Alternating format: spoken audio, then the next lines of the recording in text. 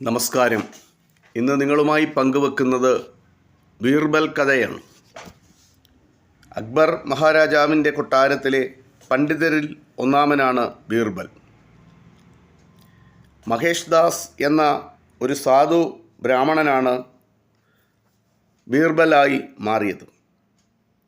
അതിനു കാരണം അക്ബർ മഹാരാജാവിനെ കണ്ടുമുട്ടുകയും മഹേഷ് ദാസിൻ്റെ ബുദ്ധികൂർമ്മതയിൽ സംതൃപ്തനായ രാജാവ് അദ്ദേഹത്തെ തൻ്റെ സദസ്സിനാക്കുകയുമാണ് ചെയ്തത്. അക്ബർ മഹാരാജാവിൻ്റെ കൊട്ടാരത്തിലെത്തിക്കഴിഞ്ഞപ്പോൾ മഹേഷ് ദാസ് ബീർബൽ എന്ന പേരിൽ പ്രശസ്തനായി. ബീർബൽ ഒരു നല്ല ഭരണാധികാരിയും മികച്ച പടയാളിയും പഴുതുറ്റ ന്യായാധിപനും സഹൃദയനായ കവിയും എന്ന നിലകളിലെല്ലാം പ്രശസ്തനായി. അക്ബർ ചക്രവർത്തിയുടെ സദസ്സിലെ നവരത്നങ്ങളിൽ ഒരാളായി ഉയർന്നു. അക്ബർ മഹാരാജാവിനെ ഉപദേശിക്കുവാനും സഹായിക്കുവാനും വിമർശിക്കുവാനും തിരുത്തുവാനുമൊക്കെ ബീർബലിന് പൂർണ്ണ സ്വാതന്ത്ര്യം കൊട്ടാരത്തിൽ ലഭിച്ചു.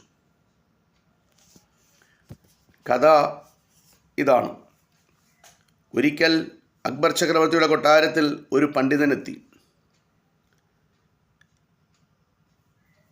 കൊട്ടാരത്തിലെ സദസ്സിലെ ബീർബൽ എന്ന വ്യക്തി ആളുകൾ പറയും പോലെ ബുദ്ധിസാമർഥ്യമുള്ള ആളല്ല എന്ന് തെളിയിക്കുകയായിരുന്നു ആ പണ്ഡിതൻ്റെ ലക്ഷ്യം.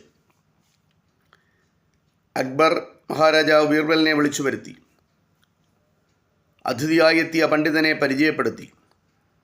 പണ്ഡിതൻ ബീർബലിനോട് ചോദിച്ചു, വളരെ എളുപ്പമുള്ള 100 ചോദ്യങ്ങളാണോ, വിഷമമുള്ള ഒരേ ഒരു ചോദ്യമാണോ താങ്കൾ തിരഞ്ഞെടുക്കുക? അപ്പോൾ ബീർബൽ അതിന് മറുപടി പറഞ്ഞത് ഇങ്ങനെയാണ്: തനിക്ക് വിഷമമുള്ള ഒരു ചോദ്യം മതിയെന്ന് ബീർബൽ മറുപടി പറഞ്ഞു. എങ്കിൽ ആ ചോദ്യം കേട്ടോളൂ. സദസ്സിലെത്തിയ പണ്ഡിതൻ ചോദിച്ചത് ഈ ചോദ്യം ഇതാണ്: ലോകത്ത് കോഴിമുട്ടയോ കോഴിക്കുഞ്ഞോ ആദ്യമുണ്ടായത്? ആ പണ്ഡിതൻ്റെ ആ ചോദ്യത്തിന് ഉടൻ തന്നെ ബീർബൽ മറുപടി പറഞ്ഞു. ആ മറുപടി എടുത്ത വായിലാണ് മറുപടി പറഞ്ഞത്: കോഴിക്കുഞ്ഞ്. അത് താങ്കൾക്ക് അങ്ങനെ മനസ്സിലായി? പണ്ഡിതൻ നെറ്റി ചുളിച്ച് ചോദിച്ചു. അപ്പോൾ ബീർബൽ പറഞ്ഞു, ക്ഷമിക്കണം, അതിനു മറുപടി പറയേണ്ടത് എൻ്റെ കടമയല്ല. വ്യവസ്ഥയനുസരിച്ച് ഞാൻ താങ്കളുടെ വിഷമമേറിയ ഒരു ചോദ്യത്തിന് ഇതിനകം ഉത്തരം നൽകിക്കഴിഞ്ഞു. അത് കേട്ടപ്പോൾ പണ്ഡിതന് ഉത്തരം മുട്ടി.